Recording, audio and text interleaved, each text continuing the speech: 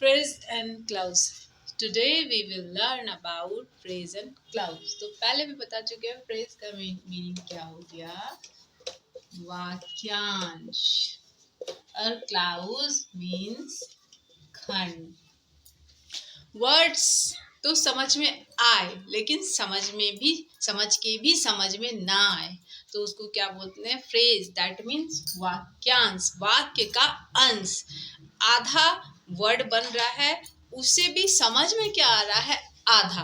पूरा कब समझ में आता है, जब उसके साथ क्लाउज जुड़ जाता है तो वर्ड्स जो है पूरा बन जाता है. सपोज दैट कुछ एग्जाम्पल्स आपको हम बता रहे हैं फ्रेज एंड फ्रेजेस के. तो क्या है, जैसे suppose that my best friend.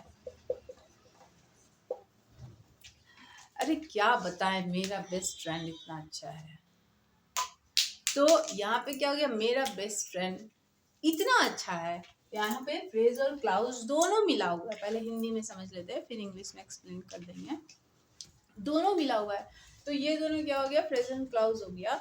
अगर हम बोलेंगे अरे क्या बताएं मेरा बेस्ट, हाँ तो माई बेस्ट फ्रेंड, अरे क्या बताएं माई बेस्ट फ्रेंड, तो अगला क्या बोलेगा, अरे क्या माई बेस्ट फ्रेंड लगा करके रखो, आगे भी कुछ बोलो.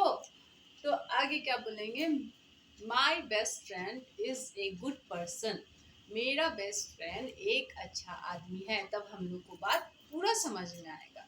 अभी बोल रहा है माई बेस्ट फ्रेंड, समझ में तो आ रहा है कि मैं ये किसके बारे में बोल रहा है, अपने बेस्ट फ्रेंड के बारे में कुछ बोलना चाह रहा है, लेकिन समझ के भी समझ में नहीं आ रहा है, मतलब आधा समझ में आ रहा है. तो जिन वर्ड से आधे समझ में आए वो क्या हो गया, फ्रेज हो गया. दैट मीन्स वाक्यांश, मतलब वाक्य का अंश. वाक्य जोड़ अंश, ये मिल करके क्या बना, वाक्यांश. सॉरी, संधि विच्छेद है ना. तो आपको फ्रेज और क्लाउज हिंदी में समझ में आ गया होगा. तो let me explain you in English. I am going to write the definition of phrase in English. Okay.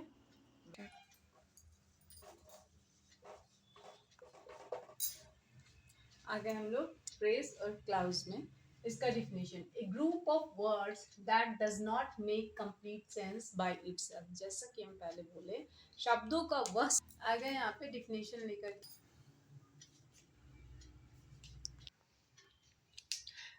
Phrase. Definition of phrase, a group of word that does not make complete sense by itself. क्या बताए थे कि शब्दों का वह समूह जो अपने आप में पूर्ण अर्थ नहीं देता है वो वाक्यांश कहलाता है. A group of word does not make complete sense by itself is called phrase. समझ में आ गया होगा, हमको लगता है दिमाग में अच्छे से बैठ गया होगा.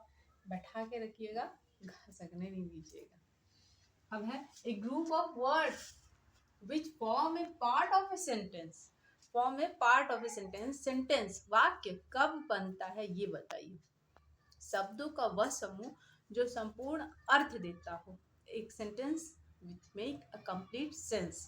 तो यहाँ पे इनकम्प्लीट सेंस कौन दिया, फ्रेज दिया, यानी कि वाक्यांश दिया. जैसे माई बेस्ट फ्रेंड, जैसे on the wall, on the tree, है ना.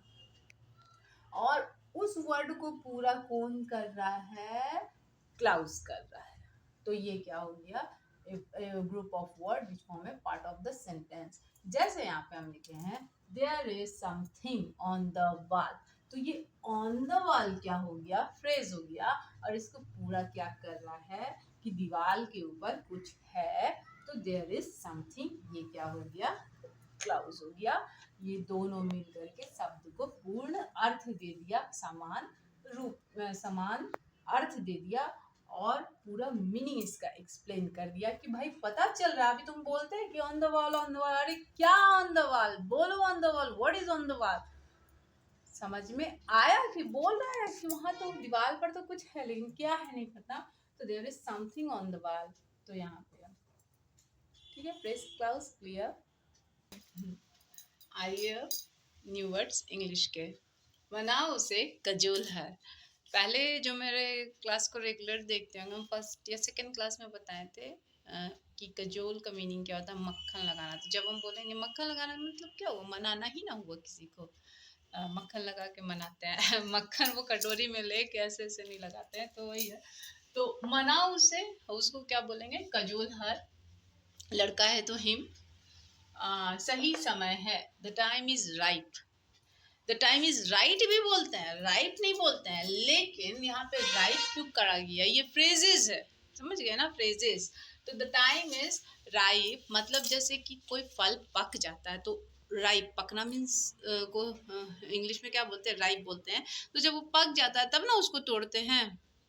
तो इसका मतलब क्या, वो सही समय उसको तोड़ने का, ये फ्रेजेस है। फिर से समझिएगा ना, ये हम लोग डायरेक्ट ट्रांसलेशन नहीं करना है कि द टाइम इज राइट, ये फ्रेजेस है। तो सही समय है तो उसको हम लोग क्या बोलेंगे, द टाइम इज राइप। उसे राइप मीन्स पकना, तो यहाँ पे पकना नहीं लेंगे, समय सही है इसीलिए। उसे मत चिढ़ाओ, उसे मत चिढ़ाओ मत लिख दिए, उसे चिढ़ाओ मत, ठीक है। तो डोंट टीज हर। लड़का है तो हिम। उससे प्यार से बात करो, मतलब टॉक हर सॉफ्टली। प्यार, तो प्यार जो है यहाँ पे लव नहीं आ जाएगा, प्यार।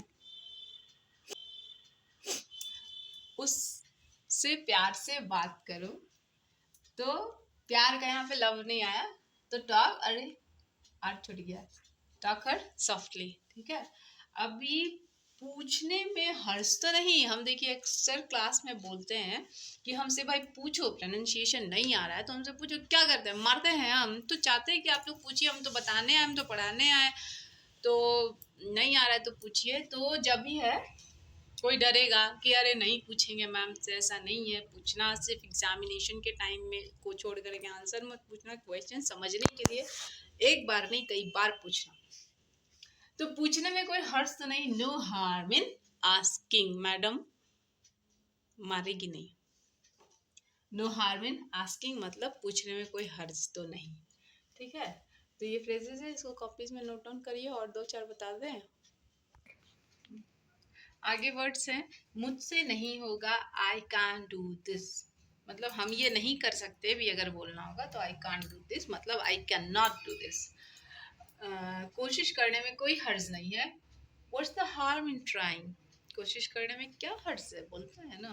तो what's the harm in trying, what is नहीं हो, व्हाट वहाँ शॉर्ट में लगा हुआ है, what is the harm in trying, short में हम इसको what's the harm in trying. वो चिढ़ जाती है, शी गेट इरिटेटेड, चिढ़ जाती है, परेशान हो जाती है किसी भी बात से। जैसे है ना, बाल नोचते हो, पेन छीनते हो तो आदमी परेशान हो जाता है ना, चिढ़ने लगता है ना, तो शी गेट इरिटेटेड, ठीक है। तो आज का वर्ड्स भी काफ़ी है और फ्रेजेस एंड क्लाउज भी हो गया। कल हम लोग पार्ट्स ऑफ स्पीच में आएंगे, नाउन पढ़ाएंगे, नाउन को एक्सप्लेन करेंगे, ठीक है। पढ़ते रहिए, सीखते रहिए, समझते रहिए। कोई भी प्रॉब्लम है तो I am always ready. Thank you.